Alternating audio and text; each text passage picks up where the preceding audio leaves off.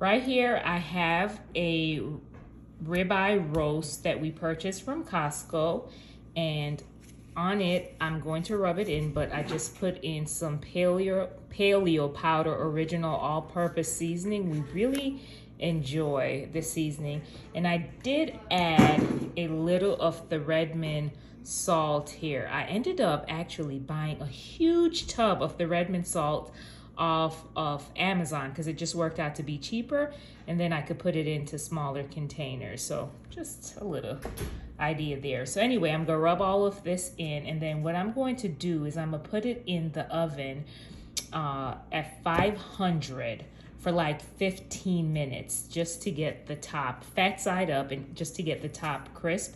And then once the top is up, then once the 15 minutes is up, then I'm gonna turn the oven down to 350 and then let it finish cooking. And then over here, you can see I had a little situation. I needed some more tallow, so I had some suet here and I popped it in the oven. This is going to be for eating.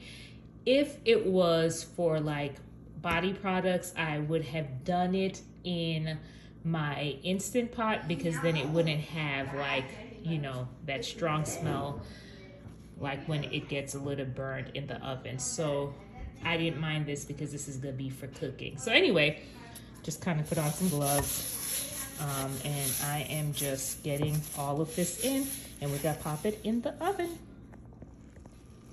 This is what the roast looks like after 15 minutes in the oven at 500. So now I'm going to put it back in and cook it at 350 until we like our roast well done.